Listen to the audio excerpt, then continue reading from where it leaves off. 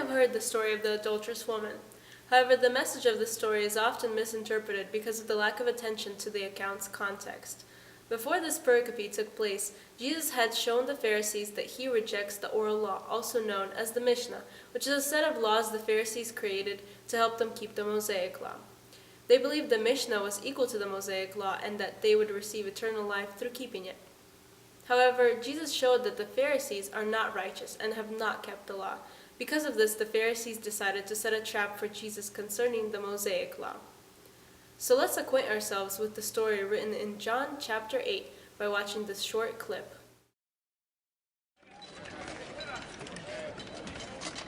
Early the next morning, he went back to the temple. All the people gathered round him, and he sat down and began to teach them. The teachers of the law and the Pharisees brought in a woman who had been caught committing adultery, and they made her stand before them all. Teacher!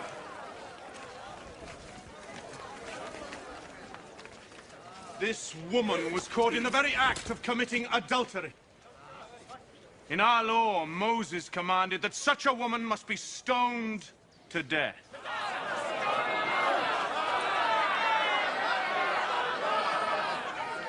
Now, what do you say? They said this to trap Jesus so that they could accuse him. But he bent over and wrote on the ground with his finger.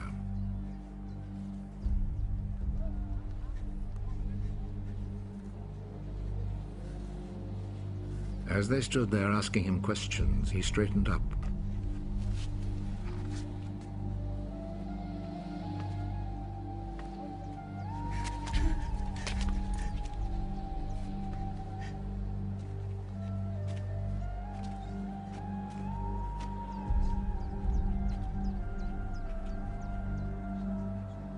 Whichever one of you has committed no sin may throw the first stone at her. Then he bent over again and wrote on the ground.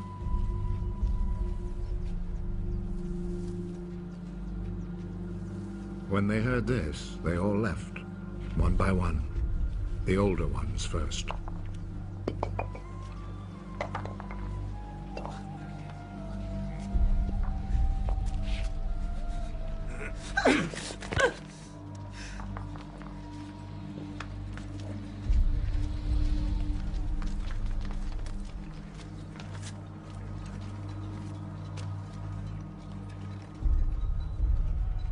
Jesus was left alone with the woman still standing there.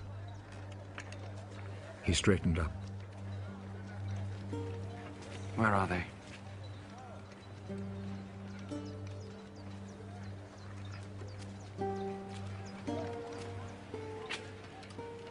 Is there no one left to condemn you? No one, sir. Well then, I do not condemn you either. Go. But do not sin again. So the Pharisees refer to the Mosaic law, which does say to stone an adulterous woman. However, they are excluding some very important details.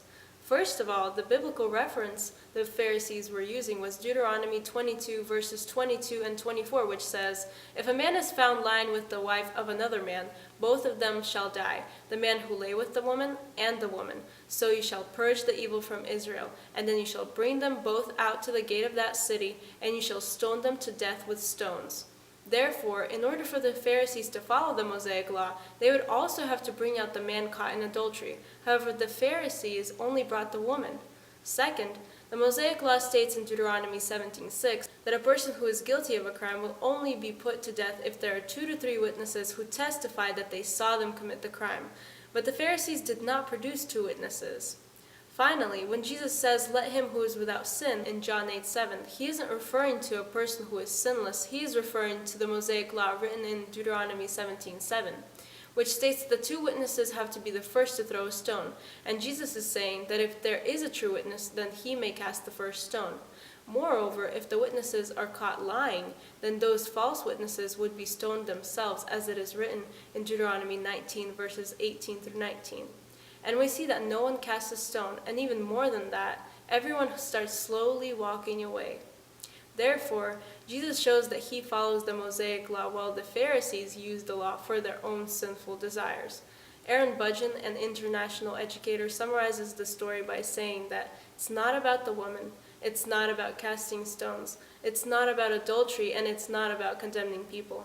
It's about Jesus' conflict with the Pharisees concerning the Mosaic law.